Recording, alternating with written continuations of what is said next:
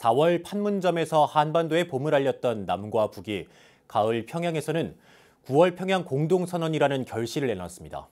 남과 북이 사실상 불가침 합의를 하고 이산가족 상설 면회소 개소 등 남북 인적 교류에 동의하면서 김정은 위원장은 올해 서울 방문을 약속했습니다. 하지만 북한을 계속 지켜봐야 한다는 신중론도 제기되고 있습니다. 김호중 기자가 보도합니다. 평양 남북 정상회담의 최대의 과제는 북한 비핵화 가도에서 실질적 진전을 이루는 겁니다. 일단 김정은 위원장이 직접 육성으로 비핵화 의지는 담보했다는 평가입니다. 조선 반도를 핵무기도 핵 위협도 없는 평화의 땅으로 만들기 위해 적극 노력해 나가기로 확약하였습니다. 미국의 상응 조치에 따라 영변 핵시설의 영구 폐기와 같은 추가적 조치도 취해 나가기로 했습니다. 이번 9월 평양 공동선언이 난관에 봉착한 북미 대화 재개의 촉진제가 된 것은 분명해 보입니다. 문재인 대통령 평양행의 최대 화두도 북미 간 운전자 역할이기 때문입니다. 이번 방북으로 북미 대화가 재개되기만 한다면 그것 자체가 큰 의미가 있다. 한반도의 하늘과 땅, 바다 등 모든 공간에서 일체의 적대 행위를 중지하자는 군사 분야 합의서를 두고 청와대는 사실상 불가침 조약 수준으로 자평했습니다. 하지만 군사 분계선 일대 비행 금지 구역과 NLL 일대 기동 훈련 중지는 우리 군의 눈과 귀를 막을 수 있다는 지적도 나옵니다.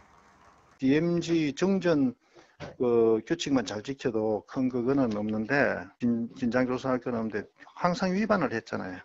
예, 그것 때문에 이제 실제 북한의 실천 의지고 그다음에 대규모 연합훈련이라는 이런 거 원천적으로 못하게 해놨잖아요. 그래서 그런 거 가지고 이제 수시 끌 시비 걸면은 다시 그 합의가 무효화될 수가 있죠. 이산가족 상설 면회소를 빠른 시일 안에 문 열기로 한 것은 실효성 높은 성과로 꼽힙니다. 고령화로 얼마 남지 않은 이산가족의 고통을 덜어줄 실질적인 조치로 평가됩니다.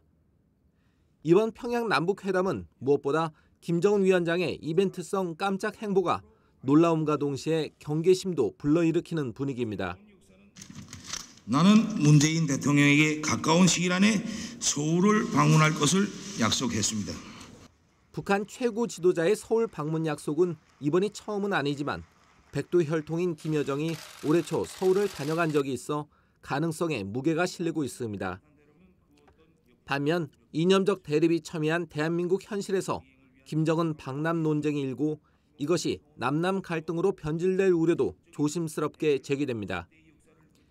남북 간에 있었던 깜짝 합의가 번번이 깨진 사례가 많았기 때문입니다.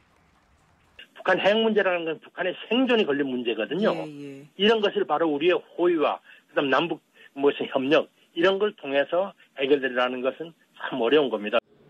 9월 평양 공동선언이 현실화되기 위해서는 남북 간 신뢰는 물론 국제사회의 믿음까지 보태져야 합니다. 특히 다음 주에 열릴 한미 정상회담에서 문 대통령이 트럼프 대통령에게 김 위원장의 약속을 얼마나 설득력 있게 전하느냐가 관건이란 분석입니다. BBS 뉴스 김호준입니다.